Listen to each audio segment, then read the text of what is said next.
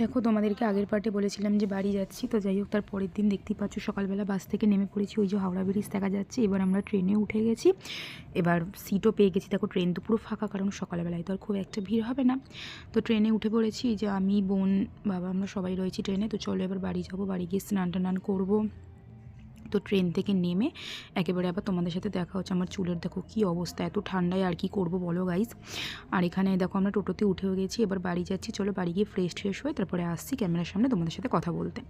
তো দেখো এখানে মামি একটুখানি দুধ চা বানিয়েছিল গরম গরম, তাই বললো খেয়ে নে। দুধ চার বিস্কুট খেয়ে নিয়েছি। আর দেখো আমার স্নান টান পুজো টুজো সবই কমপ্লিট হয়ে গেছে, সেগুলো আর আমি কিন্তু তোমাদের সাথে শেয়ার করতে পারিনি। তো মা দেখলাম রান্নাঘরে একটু কাজবাজ করছে, তো চলো তোমাদেরকে সেটা দেখাই, তারপরে আসছি তোমাদের সাথে কথা বলতে। তো এইখানে দেখো এই যে মাংস এনেছে বাবা, তো মা সমস্ত কিছু গোছাচ্ছে, পেঁয়াজ টেয়াজ সমস্ত কিছু কাটছে। আর এখানে মামি গরম ভাত বানিয়েছিল, এগুলো হলো খুদ্দি চাল হয় না, খুদ চাল, সেই ভাত আর আলু সেদ্ধ, আর আগের দিনের সোয়াবিনের তরকারি ছিল সেটা, আর একটা ডিম সেদ্ধ নিয়েছি। তো চলো খেয়ে নিই, তারপরে আসছি তোমাদের সাথে কথা বলতে। তো গাইস তোমরা তো দেখলে আমি একেবারে স্নান টান করে টোরে নিয়েছিলাম, পুজো করাটা তোমাদের সাথে দেখাইনি, পুজো টুজো করে নিয়েছি। আর এই দেখো সুন্দর বিছানা টিছানা চাদর ফাদর পেতে পুরো হচ্ছে বিছানা টিছানা সব ঠিকঠাক করে নিয়েছি। কী খেলাম সেটা তোমাদের সাথে শেয়ার করলাম। আর এখন হচ্ছে বাসনপত্র মেজে এই হচ্ছে আসলাম ঘরে। এবার চলো দুপুরে কি রান্না হচ্ছে সেটা তোমাদের সাথে দেখাই। এতদিন তো চিকেন আমাদের খাওয়া হয়নি, ওখানে গিয়েছিলাম। আজকেও ওখানে অনুষ্ঠান ছিল, মানে গ্রামের বাড়িতে আজকে ওদের ওই মহোৎসব যেটা হয় সেটা আর কি ছিল। কিন্তু আমরা যেহেতু এখানে চলে আসবো, আমাদের অনেক দিন হয়ে গেছে, ওই কারণে আমরা আর থাকতে পারিনি, নয়তো আজকেও আমাদের থাকার কথা ছিল। আজকে অনুষ্ঠান ছিল, কালকে আমরা পরশু দিন আসার কথা ছিল, মানে 1 তারিখে আসার কথা ছিল। কিন্তু যেহেতু এখানে সব কাজবাজ আর কি মানে হচ্ছে না ঠিকঠাক করে, তারপরে বাবারও কাজ রয়েছে, তো সে কারণে আমরা চলে এসেছি আর কি। বেশি দিন তো ছুটি নিয়ে যাওয়া হয়েছিল না, ওই কারণে।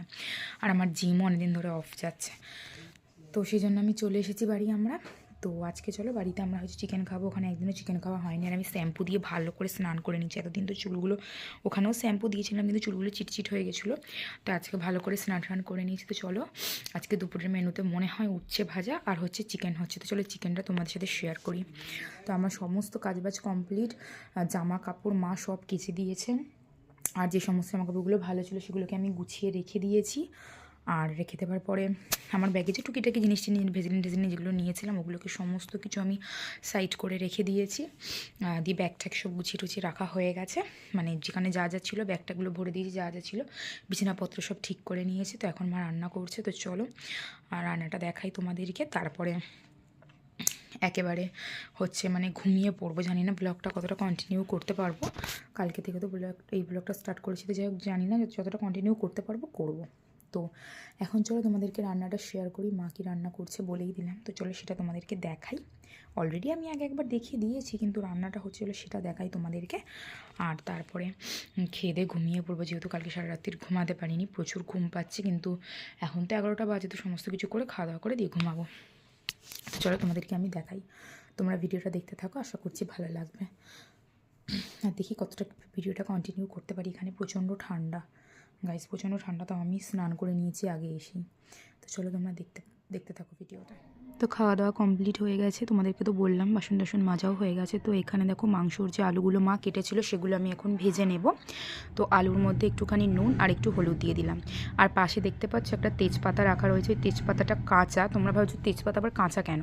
তো আমরা যে ঠাকুমার বাড়ি গিয়েছিলাম ওখানে পাশের বাড়িতে একজনের গাছ ছিল, সেখান থেকে তেজপাতাগুলোকে এনেছি।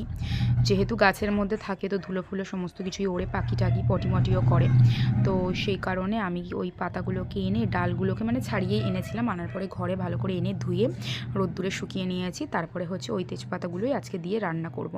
তো যাই হোক দেখো তোমাদের সাথে কথা বলতে বলতে আমার আলুটাও ভাজা হয়ে গেল, নুন হলুদ দিয়ে আলুটাও তুলে রেখে দিলাম পাশে।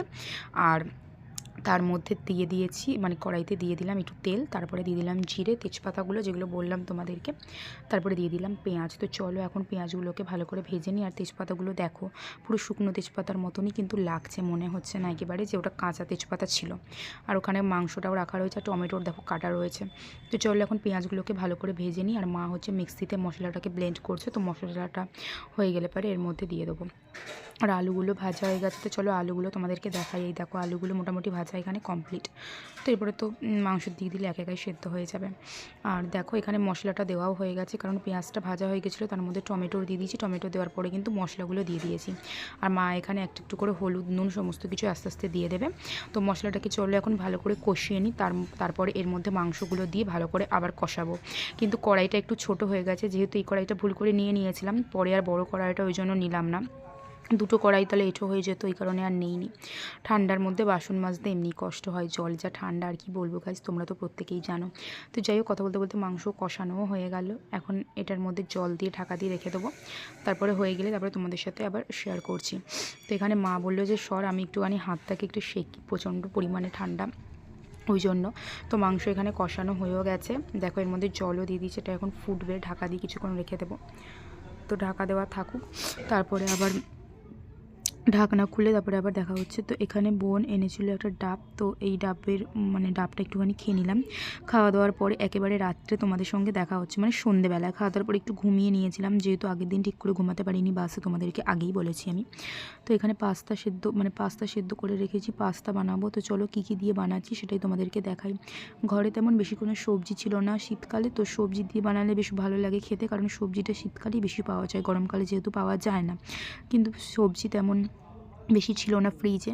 তো এখানে একটুখানি ফুলকপি, আলু, পেঁয়াজ আর এর মধ্যে দিয়েছিলাম একটুখানি লঙ্কা। তো দিয়ে চলো ভালো করে বানিয়ে নিই। আর দেখো আমি সসও দিয়ে দিয়েছি একেবারে কড়াইয়ের মধ্যে, সমস্ত কিছু দিয়ে ভালো করে মিক্সড করে নিচ্ছি। তো খেতে বেশ ভালোই হয়েছিল। তো চলো আমার পাস্তা বানানোও কমপ্লিট হয়ে গেছে, এখন আমি সবাইকে দিয়ে দেবো, আর আমি নিজের জন্য অল্প করে একটুখানি নিয়ে নেব। তো দেখো আমি এখানে আমার জন্য প্লেটে অল্প করে নিয়ে নিয়েছি আর সবাইকে দিয়ে দিয়েছি। তো সসটা দিয়েছিলাম বলে বেশি ভালো লাগছিলো খেতে, কিন্তু আমার মামি তো সস খায় না, তো মামিকে সস ছাড়া দিয়েছিলাম, সেটাও কিন্তু খেতে খুব ভালো হয়েছিল। তো চলো খাওয়া দাওয়ার পরে এখানে চলে এসেছি রাত্রের জন্য রুটি করতে। তো রাতের ডিনারে ছিল রুটি, আর হলো ওই দুপুরে যে চিকেন ছিল সেটাই। তো চলো আজকে ভিডিওটা এইটুকুই। ভিডিওটা ভালো লাগলে অবশ্যই একটা লাইক করো, চ্যানেলটিকে সাবস্ক্রাইব করো নেক্সট ব্লগগুলো দেখার জন্য। আজকের মতন সবাইকে টাটা, সবাই সুস্থ থেকো, ভালো থেকো। আবার নতুন কোনো একটা ব্লগ নিয়ে তোমাদের সঙ্গে দেখা হবে খুব শীঘ্রই। তো চলো সবাই